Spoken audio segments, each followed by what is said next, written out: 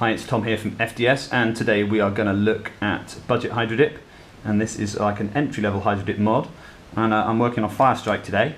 So I'm going to run through first of all what you need for hydro dip. You will need obviously a blaster, you will need some hydro dip film, you will need some hydro dip activator, and this is a very strong solvent, and so I'll spray paint, so please don't spray or use hydro dip inside a confined space.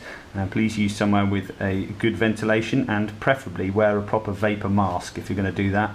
All the chemicals in those are not very nice, and you don't want to go sucking them. Don't spray them near family pets, don't spray them near fish tanks, that kind of thing. So do be responsible. If you live in a country which allows you to work outside, then that's probably the best place to do your dipping, the same as you would with paint. So you will also need a pair of sharp scissors to cut your film. You will need a primer if you are going to do primer, and you will need a base coat. As you can see with this shell, I've primed it. I can't recommend enough a proper sand. That's a 400 grit wet sand, and then I've just masked off, like here I've masked off the Nerf logo with painter's tape, and I've masked off on the other shell half, I've masked off the side strike lettering, and I've also masked off on both sides the orange around the little light. And the customer wanted a kind of super stock look to this, so he wanted to keep some of the original logos and details. You will also need a clear to go over the top. Now I'm using can brush paints today. I don't recommend those, they're really nasty actually, but they're what I had in stock. The clears are okay. You will need a lacquer, you won't need a varnish, so for God's sake don't use some awful craft shop varnish or some cheap junk. It's worth investing in fairly good quality paint. Now if you'd like to do base coat and primer all in one, you can use Army Painter paints, which are designed for the wargaming market, and those are a coloured primer, or you can use dedicated hydro dip base colours, and those are available off the internet. It's worth buying a basic kit which includes a bit of film that you like and some activator, and that's all you need to get started. You don't need a tank, expensive tank or anything like that. You can just use a tub, and I'm going to be using a storage bin, clear storage bin, and you'll see that when we come to set up. And the other thing that's useful if you're not going to sand is that you can use a scotch pad, and if you want to scotch the surface of the plastic, you simply use the abrasive pads. You can get the bigger ones that are slightly better for this, the pan cleaners, and then you scour the whole surface of the blaster like that, and then you wash it and dry it, make sure it's free from grease and dirt, and then when it's nice and dry you can spray your base. Now you can see this is grey primed. In a minute I'm going to spray the black base. Now how you determine the base coat for your dip is that you can put the piece of dip, here you can see the film, you can put the film onto different coloured backgrounds, and here is that dip on a black background.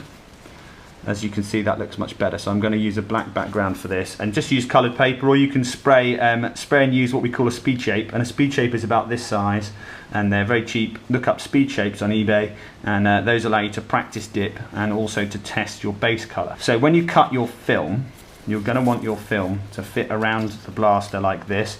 You're going to want at least an inch around the edge. I cut a little bit big, and I'll explain why in a minute. And you can see that there's quite a lot of excess film. So what I do when I dip is you have to establish which side up your film goes. So if I turn this over, you can see that that side's shinier. You can see the shine on that. That is the side that goes in the water, shiny side down. So if you imagine this is the side you're going to look at when your paint job is finished, and this is the side you're going to dip in. So when you want to test, if you're not sure, if you fold the paint back, moisten your fingertip and put your fingertip on there, just a little bit, tiny bit of damp water, or you can spit on it if you want. Whatever makes a tacky feeling, that's the side that must go down onto the water. So some people advise putting a tape frame of like 1/4 inch masking tape around the edge and then cutting slits in it to allow the film to expand a little bit. I don't use that now. What I do is I keep this without the frame, and I do it on a large size piece. What happens when you put the film in is the corners curl a bit like this. That's why I've allowed a little bit more room. The reason I don't use the tape frame is when you put it onto the surface of the water, you have to kind of go like this and put it on and then drop it down, and you don't want creases and you don't want it getting air bubbles under it, and it's much harder to do a clean drop. You can see that you can make a nice fold in the middle here, and then you can just drop it onto the surface of the water like that, and that would then allow a lot of the air to escape. When you've got a frame, it's much harder to get a clean drop. So that's how you do that, and how you do the scotching. And the other thing that's worth having is it's worth having some disposable gloves. I just got on these blue nitrile auto body gloves. You can use those marigold type, yellow dishwashing gloves if you want. They're handy when you dip because obviously you don't get dip film all over your hand. They protect you a little bit from the chemicals, and it's worthwhile because you can just peel the glove off and then you've got a dry hand. So we're going to go and get the dip tank prepared and then we'll see where we go. The other thing I forgot to mention that you're probably going to need is just a roll of cheap painter's tape. What we do with this is we use this to frame the part while it's in the dip tank to stop it from spreading when the activator is applied. And you will also need to get hold of a timer on your phone, or you will need access to a clock with a second hand to time your dipping.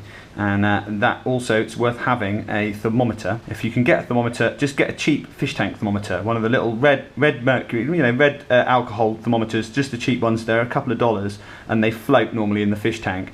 Just to check the water temperature. Your water temperature needs to be, for most dips, around 28 degrees C, and that seems to be the best optimal sort of temperature. If you're in America, you'll have to convert that to Fahrenheit. I'm not going to do it for you. Okay, so here we are. Look, there's my hands. Now what you're looking down at the moment is you're looking down into my dip tank from above, and this is just a clear plastic container. And before we get into dipping, I'm just going to do a quick word about base. So there's the base coat just been sprayed, and you can see that that is still not gone off, that's still wet. So what we do when we do the dip base is we're going to flash this off. Now to flash off the paint, what we're going to do is we're going to either use warm air from a hairdryer or a hot air gun a long way away from the paint. You don't want to go close. Or in this case, I'm just going to put it in a low temperature oven. I've got an oven that I use for this, just to bake them off. And what you're aiming for is you're aiming for the paint, if you look at this one, to become touch dry like this. And as soon as the paint has flashed off and all of this solvent has disappeared and it's become touch dry, actually you're ready then to dip. So what you don't want to do is you don't want to leave this part overnight or any longer than 2 hours. If you leave it longer than 2 hours, the surface, so that's 2 hours around 25 degrees centigrade. So 20 to 25 degrees centigrade. So just be aware that obviously paint has different flashing off times in different temperatures. If you live in a cold country, your times are going to be different. If you leave it more than 2 hours, the surface has hardened to the degree that you can't get the dip to stick. So if you're having problems with dip adhesion, you're leaving it too long. So I'm just going to go put these to go and flash off. And you can see that's just about going to be in frame when I dip it.